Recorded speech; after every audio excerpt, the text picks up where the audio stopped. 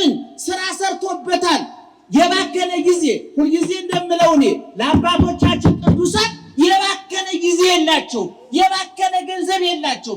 ከውድ መጠጥ ይልቅ ሐሞትና ኮምጣጤ ነው ያዳነን። ብራስሌት አይደለም ያዳነን፣ ቀለበት አይደለም ያዳነን። ኢየሱስ ክርስቶስ ራቁቱን ተሰቅሎ ነው ያዳነን። ስጋችን የሞት ውጤት ነው፣ ትንሣኤያችን የሞት ውጤት ነው፣ መከራችን ደስታችን የመከራ ውጤት ነው። እሱም እንደተናገርኩት እሳት ካልነጠረ ካልነደደ ያሁሉ ፈተና ካልደረሰበት ለእጅ አምባር ለአንገት ሐብል መሆን እንደማይችለው ሁሉ አባቶቻችን ወደው ታርደው ተገፈው ተገርፈው ተርበው ተጠምተው ተንከራተው ወጥተው ወርደው ሐዋርያው ቅዱስ ጳውሎስ እንዳለ እነሱ ለዓለም ስላልተገቡት ዓለምን ለነሱ የተገባ ሆኖ ስላልተገኘ ቀራንዮ ላይ የተሰቀለውን ጌታ እያዩ መከራ ተቀበሉ። እነ ኢየሉጣ የዛሬ 1600 ዓመት ያን ሁሉ መከራ ሲቀበሉ ከ1600 ዓመት በኋላ ኮተቤ ገብርኤል ታሪካችን ይሰበካል፣ ቁልቢ ገብርኤል ታሪካችን ይሰበካል፣ በዓለም ደረጃ ዝናችን ይናኛል ብለው አይደለም። ይሄ አየር ባየርን እከተይ ልከተልን ስጠኝ እሰጥሃለሁ አይደለም። ክርስትና የሚገባቸውን አደረጉ፣ ከሚገባቸው በላይ ከፈላቸው እግዚአብሔር። በሁለት ዓለም አከበራቸው። እዚህ ነደዱ፣ እዛ የነደደውን ያበርዳሉ። እዚህ ታረዱ፣ እዛ ለታረዱ ቤዛ ይሆናሉ። እነ ተክለ ሃይማኖት እግራቸውን በጸሎት አስረከቡ፣ እነሱ በጸሎት የሌላውን ይቀጥላሉ። እና አቡነ ገብረ መንፈስ ቅዱስ በጸሎት አይናቸው ፈሰሰ፣ እነሱ በጸሎታቸው የሌላውን አይን ያበራሉ። እነ ቶማስ ቆዳቸው ተገፈፈ፣ እነሱ ሌላውን ከለምጽ ያድናሉ። ቅዱሳን እነሱ ተርበው ሌላውን ዳቦ ያበላሉ፣ እነሱ ተጠምተው ለሌላው ውሃ ካለት ያፈልቃሉ። አምላካችን እግዚአብሔር የብድራት ከፋይ ነው። አመድ አፋሽ አያደርግም፣ ወጭ ሰባሪም አይደለም። እግዚአብሔር እና ቂርቆስና ኢየሉጣ ቅድም እንደነገርኳችሁ ዛሬ ቤተክርስቲያኒቱ 4 አካላትን ታከብራለች፣ አክብራለች። አንደኛ የምስጋናዎች ሁሉ እፍታውን የሚበላው አይነታውን የሚጠጣው ትናንት ንጉስ ዛሬ ንጉስ ለዘላለም ንጉስ እግዚአብሔር ነው። ገብርኤል የሚንገስ ሚካኤል፣ ጊዮርጊስ የሚንገስ አቡነ ተክለ ሃይማኖት፣ አርሴማም ትንገስ ክርስቶስ ሰምራ። በምስጋና ሁሉ ዋናው ትልቁ 99.9 ከመቶ ሳይሆን 100% ምስጋናውን የሚወስድ ክብሩን የሚወስድ ማን ነው? በአንድ ድምፅ ንገሩ። አሁንም ድገሙት፣ አሁንም ድገሙት። በዋናነት ማንን እያነገስን ነው? ማንን እያነገስን ነው? ገብርኤልን፣ ኢየሉጣን፣ ቂርቆስን ብለን የመጣ ነው ማንን ስለምናውቅ ነው? ማንን ፍለጋ ነው? እግዚአብሔር ፍለጋ ነው። ስለዚህ ቤተክርስቲያኒቱ አሁንስ መላለሙን ብትሰሙት ይትባረክ እግዚአብሔር አምላከ አበዊነ አምላኮሙ ለቂርቆስ ወለእሙ አባቶቻችን ሌሊት በጸናጽል። ዛሬ ቅድም እንደተናገርኩት ዋናው ነጋሹ ተከባሪው ማን ነው ብያለሁኝ? አቤት ይትባረክ እግዚአብሔር አምላከ አበዊነ አምላኮሙ ለቂርቆስ ወለእሙ። የቂርቆስ የአባቶቻችን አምላክ እግዚአብሔር ይመስገን፣ የቂርቆስ የኢየሉጣ አምላክ ይመስገን እያሉ ሲጸነጽሉ ያደሩት ይገርማቸዋል። ይሄ ነው ሲባል ያደሩ ሌላ ነገር እንዳይመስላችሁ። ዋናው ሲከበር፣ ሲቀደስ፣ ሲሰለስ፣ ሲመሰገን ያደረው እግዚአብሔር ነው። ቅድም ስጋው የተበላለት፣ ደሙ የተጠጣለት፣ ወንጌሉ የተነበበለት፣ መስቀሉ የተተከለለት፣ ቁስሉ የተመሰከረለት የቂርቆስ የኢየሉጣ የገብርኤል አይደለም፣ የኢየሱስ ክርስቶስ ነው። በዋናነት ነጋሹ እግዚአብሔር ንጉሥ ውእቱ እምቅድመ ዓለም። እግዚአብሔር ዓለም ሳይፈጠር ንጉሥ ነበር። ዓለምን ፈጥሮ ንጉሥ ነው። ዓለምንም አሳልፎ እግዚአብሔር ምንድነው? ንጉሥ ነው። እሱን ያከበርነው በአንደኝነት። ሁለተኛ ቅዱስ ገብርኤል፣ በቅዱስ ገብርኤል በኩል መላእክትን እናከብራለን።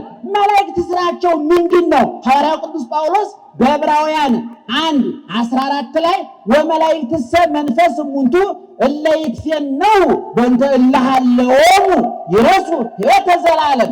መላእክት ምንድናቸው ብለህ ትጠይቀኝ እንደሆነ መላእክትማ የዘላለም ሕይወት ሊወርሱ የተዘጋጁትን ለመርዳት የሚላኩ ረቂቃን መናፍስት ናቸው ይላል። ስለዚህ ቅዱሳን መላእክትን የማክበር ግዴታ አለብን። ንጉሱን ወደን ሰራዊቱን ጠቅላይ ሚኒስትሩ ወደን ፖሊሱን መጥራት አንችልም። ፖሊሱ መሪው አጠገብ አለ። ቅዱሳን መላእክት የእግዚአብሔር መልእክተኞች ናቸው። አንዳንድ ጅላጅል ሰው ደግሞ የኛ ጸሎት ወደ እግዚአብሔር ሊያደርሱ ይችላሉ። የእግዚአብሔርን ቸርነት ወደኛ ሊያመጡ ይችላሉ። የኛን ጸሎት ግን ወደ እግዚአብሔር አያደርሱም። እንደውም አንድ እግዚአብሔር የተጣላ አንደበቱ ሰይጣን የተከራየው ሰውዬ ምን አለ? ዋን ዌይ ነው አለ። ዋን ዌይ ታውቃላችሁ? አሁንም የሰው ቋንቋ እንዳላበሰው እየፈረኩኝ እኔ ቢባላሽ ፈረጆቹ የሉም። እግዚአብሔር ይመስገን። የቅዱሳን አገልግሎት የመላእክት አገልግሎት ዋን ዌይ አንድ መንገድ አይደለም። ወደዛም ያስኬዳል፣ ወደዚህ መንታ መንገድ ነው። ሁለት መንገድ ማለት እኮ እንደዚህ የሚያስኬድ ከዛም የሚያስመጣ ነው። ዋን ዌይ አንድ መንገድ ከሆነ ወደዛ ብቻ ወደዚህ የሚያስመጣ ነው አይደለም። መላእክት የኛን ወደ እግዚአብሔር ያቀርባሉ። አንድ መንገድ በል የእግዚአብሔርን ቸርነት ወደኛ ይዘው ይመጣሉ። ሁለት መንገድ በል አስመጭና ላኪዎች ናቸው። የኛን እንባ ወደ ክርስቶስ፣ የክርስቶስን መፍትሄ ወደኛ፣ የኛን በሽታ ወደ ክርስቶስ፣ የክርስቶስን መድኃኒት ወደኛ፣ የኛን ጥያቄ ለክርስቶስ፣ የክርስቶስን መልስ ለኛ ያመጣሉ። ይሄ ደግሞ ተጽፏል በሐዋርያት ሥራ ምዕራፍ 10 ላይ ስትመለከቱ ቆርኔሌዎስ እግዚአብሔር ጸሎትን፣ ድካምን፣ ጥረትን፣ ምጽዋትን ተቀብሎላል። አንድ መንገድ አሁንም እንደዛ አድርግ ብሏል። ሁለተኛ መንገድ ማለት ነው። ሌላ ነገር የለም። ኦርቶዶክሳዊ ተዋሕዶ ቤተክርስቲያን ከብሉይ ከሐዲስ የወጣ ከሃይማኖት የተፈናቀለ ክርስቶስን የማይገልጥ ክርስቶስን የማይገልጥ ሰይጣንን የማያጋልጥ ትምህርት አልነበራትም፣ የላትም፣ ለዘላለምም አይኖራትም። ስለዚህ ዛሬ ቅዱስ ገብርኤል በቅዱስ ገብርኤል በኩል መላእክትን እናከብራለን። ምንተ እንከ ምን በእንተ ሁላቁ የመግቦቶሙ ለመላእክት፣ ስለ መላእክት መግቦት ምን እንላለን? ወሬቶሙ ጻድቃንን ስለመጠበቃቸው ዋዲ ያስተሐምሙ፣ እንደገና ተግተው ነቅተው ለኛ ይጠብቁናል፣ ያማልዱናል። ከመ አስተሐምሞተ አኀው አብያን ከመዘለ ንዑሳን፣ ታላላቅ ወንድሞች ለታናናሽ ወንድሞቻቸው እንደሚቆረቆርላቸው ሁሉ ቅዱሳን መላእክት ለታናናሽ ወንድሞቻቸው ለኛ ይቆረቆሩልናል ይላል። መላእክት ታላቅ ወንድም ናቸው። በተፈጥሮ 6 ቀን ይቀድሙናል። ይገርማቸዋል። ገብርኤል ታላቅ ወንድማችን ነው። ሚካኤል ታላቅ ወንድማችን ነው። እሱ ነው የተፈጠረው፣ እኛ አርብ የተፈጠር ነው። ስንት ቀን ይቀድሙናል ማለት ነው? ታላቅ ወንድም ማለት መንታ እንኳን ቢሆኑ በአንድ ደቂቃ ልዩነት ታላቅ ይባላል። በኩር ይባል ነበር። ኤሳውና ያዕቆብ አንድ ቀን ተወልደው እኮ ኤሳው ታላቅ በኩር ተብሎ ነበር። ግን ታላቅ ነው ሆዱ አሳንሶበት ብኩርናውን ሽጦ በኋላ ከታናሽን በታች አሽቆልቁሎ መከንቱ ነው ቀረ እና ዙሮ መላእክት ለኛ እንደ ታላቅ ወንድም ተንከባካቢዎቻችን ናቸው። ታላቅ ወንድም ያላት ሴት በሰፈር ማንም አይገላምጣትም። ታላቅ ወንድም ያለው ልጅ በሰፈር ማንም አይገላምጠው። እኛ ደግሞ ታላላቅ ወንድሞቻችን በተፈጥሮ በቅድስና ጠባቂዎቻችን የእረኛችን ክርስቶስ ታናናሽ መልእክተኞች እረኞቻችን መላእክት ደግሞ ይጠብቁናል ማለት ነው። ስለዚህ መላእክት ለኛ ጠባቂዎቻችን ናቸው። በማቴዎስ ወንጌል ምዕራፍ 18 ቁጥር 10 ላይ እንዲህ ብሏል፣ ውቁ ይታስተሐቅርዎሙ ለአሐዱ እሉ ንዑሳን፣ ከታናናሾቹ አንዱን እንዳትንቁ፣ እንዳታንቋሽሹ፣ እንዳትጸየፉ ተጠንቀቁ። እብለክሙ ከመ መላእክት ይሆኑ ወትረ ይሬዩ ገጾ ለአቡየ ዘበሰማያት፣ እውነት እላችኋለሁ እነሱን የሚጠብቋቸው መላእክት በሰማይ የአባቴን ፊት ያያሉ ማለት ባለሟል ናቸውና እነሱ አቅም ቢያጡ ጠባቂ መላካቸው አቅም አለውና ተጠንቀቁላቸው ነው የሚለው። ስለዚህ መላእክት ለኛ ጠባቂዎቻችን ናቸው ማለት ነው። ስለዚህ በሁለተኛ ደረጃ መላእክት እናያለን። በሶስተኛ ደረጃ ቂርቆስና ኢየሉጣ እናያለን። እግዚአብሔር ለምን መላኩን ላከ? ቅዱስ ገብርኤል ለምን ተላከ? ቂርቆስና ኢየሉጣ ምን ስላደረጉ ነው ሲባል ጸንተው ስለተገኙ፣ ቆርጠው ስለተገኙ፣ እሳቱን፣ ስለቱን፣ ረሃቡን፣ ጥሙን፣ መከራውን ሳይሳቀቁ ቅድም በነገርኳችሁ ዘመን ምዕመናን ቅድም በነገርኳችሁ ዘመን ሰዎች ቆዳቸው እየተገፈፈ ጨው እየተነሰነሰባቸው በድንግጣቸው ይደረጋል። ገርማችሁ ባል አይኑ እያየ ሚስቱ ጡቷ እየተሰነጠቀ በሽቦ እሳት ላይ እየተንጠለጠለች ከስር እሳት እየነደደባት እንዳሩስቶ ትጠበስ ነበረ።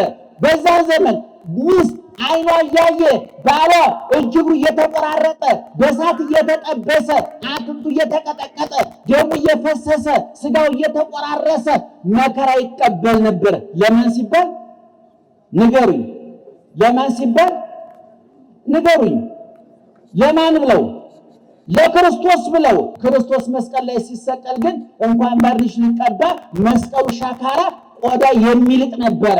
ሐሞት ነበረ፣ እዛ ያለው ሽታ ይሰነፍጥ ነበረ።